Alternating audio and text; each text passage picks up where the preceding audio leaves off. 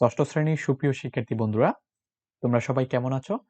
আশা করছি তোমরা সবাই বেশ ভালো আছো। তোমাদের সবাইকে আবারও স্বাগতম জানাচ্ছি তোমাদের বাংলার নতুন আরেকটি ক্লাসে। আজকের ক্লাসটা হচ্ছে তোমাদের বাংলার ৪৬ পৃষ্ঠা অর্থবোঝে বাক্য লিখি, মানে তোমাদের তৃতীয় অধ্যায়।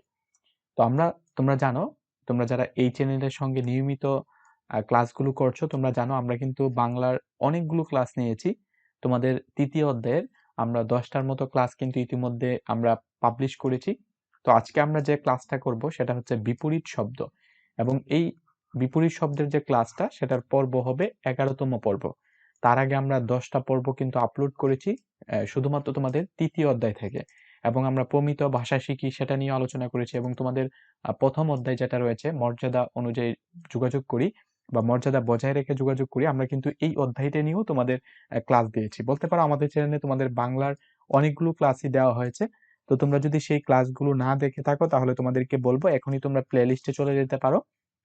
সেখানে দেখবে খুব সুন্দরভাবে ধারাবাহিকভাবে তোমাদের প্রত্যেকটা ক্লাস কিন্তু সেখানে সুন্দরভাবে সাজানো গুছানো ভাবে দেওয়া আছে। তাই আমি তোমাদেরকে বলবো যে তোমরা সেই ক্লাসগুলো দেখে নিবে। তো আজকে আমরা যে টপিকটা নিয়ে আলোচনা করব সেটা হচ্ছে বিপরীত শব্দ। কি শব্দ? বিপরীত শব্দ। তো বিপরীত শব্দ সম্পর্কে কিন্তু তোমরা পঞ্চম শ্রেণীতে তোমরা জেনে এসেছো যে বিপরীত শব্দ, তোমরা কিন্তু অনেক বিপরীত শব্দ তোমরা শিখেছো। এই শব্দটার সঙ্গে তোমরা সবাই পরিচিত।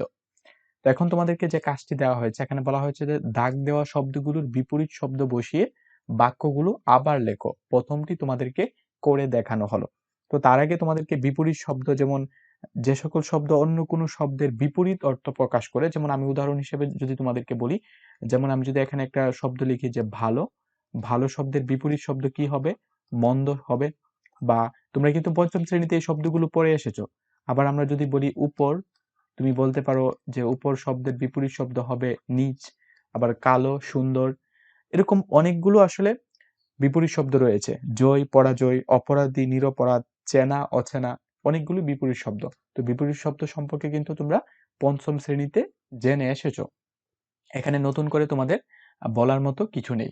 তো তোমাদেরকে যে কাজটি দেওয়া হয়েছে, আমি প্রথমে তোমাদেরকে কাজটি বুঝিয়ে দিচ্ছি, তারপর আমি তার একটি নমুনা তোমাদেরকে দেখিয়ে দেব যে তোমরা এই চকটা বা এই বাক্যগুলোকে তোমরা কিভাবে পূরণ করবে। তো প্রথমে দেখো এখানে কিছু শব্দ রয়েছে, যেমন এখানে একটি বাক্য রয়েছে এই শহরে অনেক মানুষ থাকে। এখানে দেখো যে অনেক শব্দটা রয়েছে, এই শব্দটাই কি করা আছে? বোল্ড করা আছে বা মোটা করা আছে, এবং তার নিচে একটা আন্ডারলাইন করা আছে। তো এখানে এই অনেক শব্দের বিপরীত শব্দ লিখতে হবে। তো অনেক অনেক শব্দের বিপরীত শব্দ হবে অল্প। তার মানে তোমাকে এইভাবে বাক্যগুলো পূরণ করতে হবে। যেমন দেখো এই শহরে অল্প মানুষ থাকে, শুধুমাত্র যে কালো করা বা বোল্ড করা যে লেখাগুলো আছে বা যে শব্দটা আছে সেই শব্দের বিপরীত শব্দ গুলো তোমাকে পরিবর্তন করে বাক্যগুলো লিখতে হবে। যেমন এখানে বলা আছে যে বিথির বাড়ি দূরে। এই যে দূরে শব্দটা রয়েছে, দূরে শব্দের বিপরীত শব্দ এখানে তোমাকে লিখে বাক্যটা তৈরি করতে হবে। ঠিক একইভাবে এখানে যে বাক্যগুলো রয়েছে, যেমন কুকুর বিশ্বাসী প্রাণী, এখানে বিশ্বাসী শব্দের যে বিপরীত শব্দটা আছে সেখানে সেই শব্দটা বসিয়ে বাক্যগুলো তৈরি করতে হবে। এখানে অনেকগুলো বাক্য রয়েছে। তো চলো তোমরা এখন এই বাক্যগুলো কিভাবে পূরণ করবে আমি তার একটি নমুনা তোমাদেরকে দেখিয়ে দিচ্ছি। সুপ্রিয় শিক্ষার্থী বন্ধুরা, আমরা কিন্তু তোমাদের এই বাক্যগুলোকে আমরা বিপরীত শব্দ বসিয়ে বাক্যগুলো আমরা তৈরি করেছি, তোমরা এখন স্ক্রিনে দেখতে পাচ্ছ। তো প্রথম তোমাদের যে বাক্যটি ছিল এটা হচ্ছে তোমাদের প্রথম বাক্য, এটা কিন্তু তোমাদেরকে করে দেওয়া হয়েছিল। দেখো এই শহরে অনেক মানুষ থাকে। তো অনেকের বিপরীত শব্দ কি হবে? অল্প। তার মানে এই বাক্যটা আমরা কিভাবে তৈরি করব? এই শহরে অল্প মানুষ থাকে, ঠিক আছে? তারপর দেখো আমরা যদি দ্বিতীয় বাক্যে তাকাই, বিতির বাড়ি দূরে। এখানে দূরে শব্দ তার বিপরীত শব্দ আমাদেরকে লিখতে হবে। দূরে শব্দের বিপরীত শব্দ হচ্ছে নিকটে। তো আমরা এভাবে লিখতে পারি যে বিতির বাড়ি নিকটে। আমরা বাক্যটা কি হবে? বিতির বাড়ি নিকটে। তারপর চলো আমরা তৃতীয় বাক্যে চলে যাই। তো তৃতীয় বাক্যে কি বলা হয়েছে? শুকনো খাবার আমার পছন্দ। এখানে কোনটার নিচে আন্ডারলাইন আছে? পছন্দ শব্দ। তার মানে পছন্দ শব্দের বিপরীত শব্দ তোমাকে বসাতে হবে। তো দেখো আমরা কিভাবে লিখেছি? শুকনো খাবার আমার অপছন্দ। পছন্দ শব্দের বিপরীত শব্দ কি হবে? পছন্দ, অপছন্দ। এখানে আমরা কিন্তু লিখেছি অপছন্দ, ঠিক আছে? আমাদের তৃতীয় বাক্যটাও সম্পূর্ণ হয়ে গেল। ঠিক একইভাবে আমরা যদি 4 নাম্বার যে বাক্যটা রয়েছে সেটার দিকে তাকাই, আজ গরম পড়েছে। তো গরম শব্দের বিপরীত শব্দ কি হবে? গরম শব্দের বিপরীত শব্দ হবে ঠান্ডা। তাই আমরা বলতে পারি আজ ঠান্ডা পড়েছে। আজ কি পড়েছে? ঠান্ডা পড়েছে। তারপর আমরা চলো 5 নম্বর বাক্যের দিকে তাকাই। তিনি ঘুমিয়েছিলেন। ঘুমিয়ে বা ঘুমিয়ে থাকা, তার বিপরীত শব্দ হবে জাগ্রত। ঘুম জাগ্রত বা জাগ্রত ঘুমন্ত, এটা হচ্ছে বিপরীত শব্দ। তার মানে তিনি ঘুমিয়েছিলেন, সেটা সঠিক উত্তর বা সঠিক বাক্য কি হবে? তিনি জাগ্রত ছিলেন। আমরা যদি বিপরীত শব্দ বসিয়ে সেটাকে সঠিক করি তাহলে কি হবে? তিনি জাগ্রত ছিলেন। তারপর দেখো আমাদের 6 নাম্বার বাক্যে কি বলা হয়েছে? এ জমি উর্বর। এ জমি উর্বর। তো উর্বর শব্দের বিপরীত শব্দ বসাতে হবে। উর্বর শব্দের বিপরীত শব্দ কি? এ জমি অনুর্বর। এ জমি অনুর্বর, উর্বর অনুর্বর। তারপরে দেখো আমরা 7 নাম্বার বাক্যে চলে যাই। ভালো কাজ করব। এখানে ভালো শব্দের বিপরীত শব্দ লিখতে হবে। ভালো মন্দ। ভালো শব্দের বিপরীত শব্দ কি? মন্দ। ভালো মন্দ। তো আমরা এখানে লিখেছি মন্দ কাজ করব। কি কাজ করব? মন্দ কাজ করব। তারপর আমরা 8 নাম্বার বাক্যে চলে যাই। তুমি যাও। কি বলা হয়েছে? তুমি যাও। তো যাও, যাও শব্দের বিপরীত শব্দ কি? যাও শব্দের বিপরীত শব্দ হচ্ছে আসো। তাহলে আমাদের বাক্যটা কি হবে? তুমি আসো। কি হবে? তুমি আসো। তারপর দেখো আমাদের 9 নম্বরে যে বাক্যটা রয়েছে, ছেলেটি চালাক। ছেলেটি চালাক। এখানে বলা হয়েছে যে চালাক শব্দের বিপরীত শব্দ। তো চালাক শব্দের বিপরীত শব্দ কি হবে? চালাক বোকা বা বোকা চালাক। তোমরা কিন্তু এই শব্দগুলো জানো, পঞ্চম শ্রেণীতে তোমরা এই বিপরীত শব্দগুলো জেনে এসেছো। তো ছেলেটি চালাক, চালাক শব্দের বিপরীত শব্দ হবে বোকা। তার মানে আমরা বলতে পারি ছেলেটি বোকা। ঠিক আছে? এখন আমরা সর্বশেষ যে আমাদের বাক্যটা রয়েছে, কুকুর বিশ্বাসী প্রাণী। তো বিশ্বাসী শব্দের বিপরীত শব্দ হবে অবিশ্বাসী। তাহলে আমরা বাক্যটা কিভাবে তৈরি করব? কুকুর অবিশ্বাসী প্রাণী। তো শিক্ষার্থীরা, আশা করছি তোমরা বুঝতে পেরেছো যে তোমাদের প্রথম যে বাক্যগুলো ছিল, প্রথম যে 10টা বাক্য, এই বাক্যে তোমাদেরকে বলা হয়েছে যে শব্দগুলো আছে সেই শব্দের বিপরীত শব্দগুলো বসিয়ে তোমরা বাক্যগুলো তৈরি করো। আশা করছি তোমরা এই 10টা বাক্য বিপরীত শব্দ বসিয়ে তোমরা তৈরি করতে পারবে। তো চলো তাহলে আমরা আবারও তোমাদের পাঠ্য বইয়ে ফিরে যাই। আমরা কিন্তু এতক্ষণ এই যে আমাদেরকে বলা হয়েছিল যে দাগ দেওয়া শব্দগুলোর বিপরীত শব্দ বসিয়ে বাক্যগুলোকে আবার লিখো, আমরা কিন্তু এই যে 10টা বাক্য ছিল, আমরা দাগ দেওয়া শব্দগুলোর বিপরীত শব্দ বসিয়ে কিন্তু আমরা বাক্যগুলো তৈরি করেছি। এখন বলা হয়েছে যে লক্ষ্য করো বিপরীত শব্দ বসানোর ফলে বাক্যগুলোর অর্থ কিন্তু বদল হয়ে গেছে। যেমন আমরা যে এই বাক্যটি বলেছিলাম যে ছেলেটি চালাক, আমরা এখানে কি বলেছিলাম? আমরা এখানে বলেছিলাম যে আমরা কিন্তু বলেছি যে ছেলেটি হচ্ছে বোকা। চালাক শব্দের বিপরীত শব্দ কি? চালাক শব্দের বিপরীত শব্দ হচ্ছে বোকা।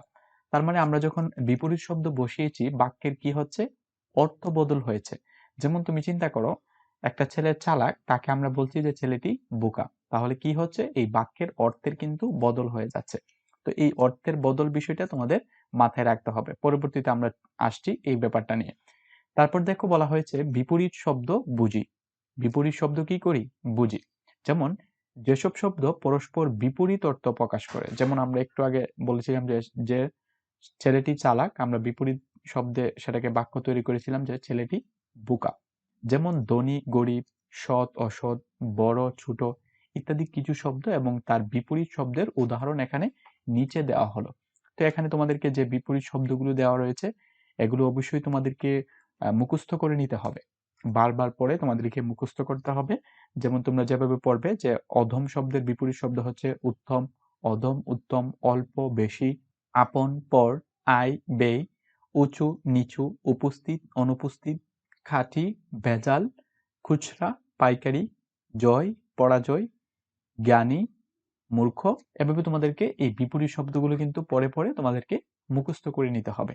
তারপর দেখো ভিতর বাহির, ভীরু সাহসী, মুখ্য গৌণ, লাভ ক্ষতি। তারপরে দেখো সরব নীরব, সুন্দর কুৎসিত, স্থির চঞ্চল, হার জিত, হালকা ভারী, হ্রাস বৃদ্ধি। এভাবে তোমাদের যে বিপরীত শব্দগুলো এখানে রয়েছে সেগুলো তোমাদেরকে মুখস্থ করে নিতে হবে। এখন যে টপিকটা তোমাদেরকে বলা হয়েছে দেখো, বাক্যের অর্থ ঠিক রেখে বিপরীত শব্দ বসায়। এখন আমাদেরকে বিপরীত শব্দ বসাতে হবে, কিন্তু এখানে যে শব্দটা বলা হয়েছে যে বাক্যের অর্থ ঠিক রেখে, যাতে আমরা যে শব্দটার বিপরীত শব্দ বসাবো, আমরা যদি বিপরীত শব্দ বসাই আমাদের লক্ষ্য রাখতে হবে যে বাক্যের অর্থ যাতে পরিবর্তন না হয়। এবার দাগ দেওয়া শব্দগুলোর বিপরীত শব্দ বসিয়ে বাক্যগুলো এমনভাবে লেখো যাতে বাক্যের অর্থ ঠিক থাকে, মানে বাক্যের অর্থের যাতে কোনো পরিবর্তন না হয়। এজন্য আমরা বাক্যের শেষে না, নি, নেই, নয় ইত্যাদি বসানোর আমাদের দরকার হবে। আমাদের কোন কোন শব্দগুলো দরকার হবে? না দরকার হবে, নি দরকার হবে, নেই দরকার হবে, নয় ইত্যাদি বসানোর দরকার হতে পারে। এভাবে তোমাদেরকে প্রথমটি করে কি করা হলো? দেখানো হলো। তো চলো আমাদের প্রথমটি কিভাবে করা হয়েছে আমরা একটু বুঝার চেষ্টা করি। তো এখানে আমরা একটা বাক্য দেখতে পাচ্ছি। এটা হচ্ছে আমাদের ১ম বাক্য। এখানে বলা হয়েছে যে, "এই শহরে অনেক মানুষ থাকে।" তো আমরা একটা বাক্য বুঝলাম যে এই শহরটাতে অনেক মানুষ থাকে। যেমন চিন্তা করো এখানে ঢাকা শহরের কথা বলা হয়েছে যে ঢাকা শহরে অনেক মানুষ থাকে। হ্যাঁ? খুবই ভালো কথা। এখন তোমাকে এই যে দাগ দেওয়া শব্দটা আছে অনেক, এই শব্দটার বিপরীত শব্দ তোমাকে বসাতে হবে। তো আমরা একটু আগে শিখলাম অনেক, তার বিপরীত শব্দ অনেক, অনেক এর বিপরীত শব্দ হচ্ছে অল্প। কি? অল্প। এখন চিন্তা করে দেখো তো তুমি যদি অনেকের পরিবর্তে তুমি যদি অল্প যে শব্দটা রয়েছে সেটা বসাও তাহলে কি হবে? এই শহরে অল্প মানুষ থাকে। কথাটা কি যৌক্তিক হলো? না। এখানে কিন্তু বাক্যের অর্থের পরিবর্তন হচ্ছে। আমরা ১ম এ বললাম যে এই শহরে বা ঢাকা শহরে অনেক মানুষ থাকে। আবার যদি আমরা বিপরীত শব্দ বসিয়ে বলি যে ঢাকা শহরে অল্প মানুষ থাকে তাহলে কি হচ্ছে? বাক্যের অর্থের পরিবর্তন হচ্ছে।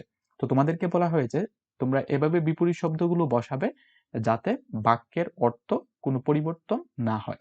তাহলে আমরা কি করতে পারি? আমরা এইভাবে বলতে পারি যে এই শহরে অল্প মানুষ থাকে না। কি বললাম? যে এই শহরে অল্প মানুষ থাকে না বা আমি বলতে পারি যে ঢাকা শহরে অল্প মানুষ থাকে না। তার মানে ঢাকা শহরে অনেক মানুষ থাকে। তার মানে তুমি যদি এই শেষে না শব্দটাকে যুক্ত করো তাহলে কি হচ্ছে? বাক্যের অর্থের কোনো পরিবর্তন হচ্ছে না। তুমি আবারও একটু ভাবো, আমি যদি বলি যে ঢাকা শহরে অনেক মানুষ থাকে, অনেক শব্দের বিপরীত শব্দ হচ্ছে অল্প। আমি যদি আবার বলি যে ঢাকা শহরে অল্প মানুষ থাকে তাহলে কি হচ্ছে? বাক্যের অর্থের পরিবর্তন হচ্ছে। কিন্তু আমি যদি শেষে না শব্দটা বলি যে ঢাকা শহরে অল্প মানুষ থাকে না, তাহলে কি মানুষ থাকে? অনেক মানুষ থাকে। তার মানে অর্থের কোনো পরিবর্তন হচ্ছে না। এই বাক্যটা যা অর্থ প্রকাশ করছে, আমাদের ১ম যে বাক্যটা ছিল সেই বাক্যটা ঠিক একই অর্থ প্রকাশ করছে। তো এই ব্যাপারটা মাথায় রেখে তোমাদের যে ১০ টা বাক্য রয়েছে, এই ১০ টা বাক্য তোমাদেরকে পরিবর্তন করতে হবে যাতে বাক্যের অর্থের কোনো পরিবর্তন না হয়। তো চলো আমরা কিভাবে বাক্যের অর্থের পরিবর্তন না করে এই বাক্যগুলোকে তৈরি করব আমরা দেখে নেই। তো তার পরবর্তী পর্বে আমরা তোমাদের যতিচিহ্ন যে টপিকটা রয়েছে সেটা নিয়ে আমরা পরবর্তী পর্বে আলোচনা করব। সেটা হচ্ছে তোমাদের ৩য় অধ্যায়ের ৩য় পরিচ্ছেদ। ঠিক আছে? যতিচিহ্ন। তো তার আগে তোমাদেরকে বলে রাখি তোমরা অনেকেই জানতে চাও যে আমরা প্রত্যেকটা পর্ব কিভাবে দেখতে পারি স্যার? বা আমরা এই চ্যানেলের সঙ্গে যে বাকি পর্বগুলো রয়েছে সেগুলোকে আমরা কিভাবে দেখব? তো আমি তোমাদেরকে যারা এই কোয়েশনটা করো বা আমার কাছে জানতে চাও তাদেরকে আমি বলে দিচ্ছি তোমরা এখানে ২ টি কাজ করতে পারো। একটা হচ্ছে আ এই ভিডিওর পাশে তোমরা সাবস্ক্রাইব নামের একটা অপশন দেখতে পাবে। তোমরা যদি এই চ্যানেলটাকে সাবস্ক্রাইব বাটনটিতে ক্লিক করো এবং তার পাশে বেল আইকন নামে একটা অপশন তোমরা এখানে দেখতে পাবে। এই বেল আইকনটি যদি তুমি অন করে রাখো তাহলে কি হবে? আমরা যখন পরবর্তী পর্বটা বা পরবর্তী ক্লাসটা আমরা আপলোড করব, সাথে, সাথে তোমার কাছে এই ক্লাসের নোটিফিকেশনটা পৌঁছে যাবে এবং তুমি সেখান থেকে সেই ক্লাসটা দেখতে পারবে। আরেকটা কাজ করতে পারো সেটা হচ্ছে তোমরা SIGN সাইন লার্নিং LEARNING তোমরা আমাদের এই চ্যানেলের যে নামটা রয়েছে SIGN সাইন LEARNING তোমরা যখন ইউটিউবে সাইন লার্নিং লিখে সার্চ করবে তাহলে আমাদের এই চ্যানেলটাকে তোমরা পেয়ে যাবে এবং সেখানে গেলে তোমরা যখন দেখবে যে ষষ্ঠ শ্রেণী নামে একটা সেকশন তোমাদের এখানে রয়েছে।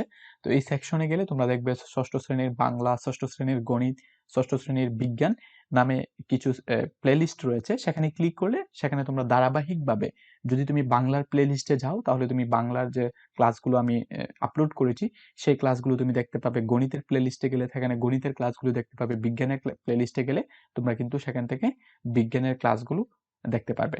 আশা করছি তোমরা ব্যাপারটা বুঝতে পেরেছো। তো আর কথা না বাড়িয়ে চলো আমরা বাক্যের অর্থের পরিবর্তন না করে কিভাবে এই বাক্যগুলোকে আমরা লিখব সেটা আমরা দেখে নেই। শিক্ষার্থী বন্ধুরা এখন আমরা বাক্যের অর্থের পরিবর্তন না ঘটিয়ে আমরা বিপরীত শব্দ বসে বাক্যগুলোকে আমরা তৈরি করা শিখব। তো এখন আমাদের যে দ্বিতীয় বাক্যটা ছিল যে বিতির বাড়ি দূরে।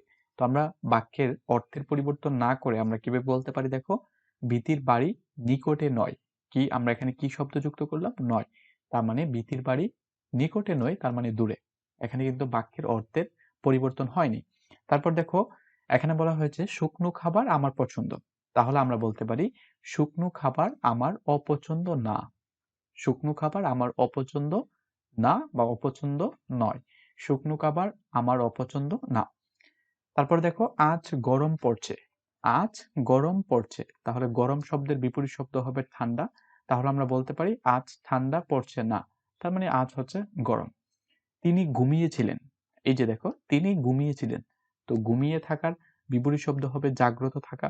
তার মানে আমরা বলতে পারি তিনি জাগ্রত ছিলেন না। তো তিনি যেহেতু জাগ্রত ছিলেন না তার মানে তিনি কিন্তু ঘুমিয়েছিলেন। এখানে দেখো বাক্যের অর্থের কোনো কিন্তু পরিবর্তন ঘটছে না। এই ব্যাপারটা তোমাদের মাথায় কিন্তু সবসময় রাখতে হবে। তোমরা যে বিপরীত শব্দগুলো বসাবে যাতে বাক্যের অর্থের কোনো পরিবর্তন না হয়। তারপর দেখো এ জমি উর্বর। তাহলে আমরা বলতে পারি এ জমি অনুর্বর নয়। এ জমি অনুর্বর নয়। ভালো কাজ করব। আমরা এভাবে বলতে পারি এই বাক্যটা মন্দ কাজ করব না। মন্দ কাজ করব না। তারপরে দেখো তুমি যাও। তুমি আসো না বা তুমি এসো না। ছেলেটি চালাক। ছেলেটি বোকা নয়। ছেলেটি বোকা নয় তার মানে ছেলেটি হচ্ছে চালাক। তারপরে বলা হয়েছে কুকুর বিশ্বাসী প্রাণী। কুকুর বিশ্বাসী প্রাণী। তো এটার বাক্যের অর্থের পরিবর্তন না ঘটিয়ে সেটা কি হবে? কুকুর অবিশ্বাসী প্রাণী নয়। তো শিক্ষার্থীরা এই ছিল তোমাদের আজকের পর্ব। আজকে হচ্ছে তোমাদের বাংলার 11তম পর্ব। আজকের পর্বে কিন্তু আমরা তোমাদের বিপরীত শব্দের যে টপিকটা ছিল সেটাকে আমরা শেষ করার চেষ্টা করেছি এবং তোমরা ইতিমধ্যে জেনেছো আমরা পরবর্তী ক্লাসে মানে 12তম ক্লাসে তোমাদের জ্যোতি চিহ্ন যে টপিকটা আছে সেটা নিয়ে আমরা আলোচনা করার চেষ্টা করব। তোমাদের সঙ্গে আবারও দেখা হবে বাংলার নতুন কোনো পর্বে। সে পর্যন্ত তোমরা সবাই ভালো থাকো, সুস্থ থাকো, সাইন লার্নিং এর সঙ্গেই থাকো এবং পরিশেষে যে কথাটি তোমাদেরকে বলবো, তোমরা যদি প্রথম থেকে আজ পর্যন্ত যে ক্লাসগুলো বাংলার আমি নিয়েছি সেই ক্লাসগুলো না দেখে থাকো তাহলে নিচে আমি প্লেলিস্টের লিঙ্কটা দিয়ে দিব। সেখান থেকেও তোমরা বাংলার প্রত্যেকটা ক্লাস করে নেবে। তাহলে তোমাদের বাংলার যে দক্ষতাটা সেটা তুমি অর্জন করতে পারবে। এতক্ষণ ধরে মনোযোগ সহকারে ক্লাসটি করার জন্য তোমাদের সবাইকে অসংখ্য ধন্যবাদ। আল্লাহ হাফেজ।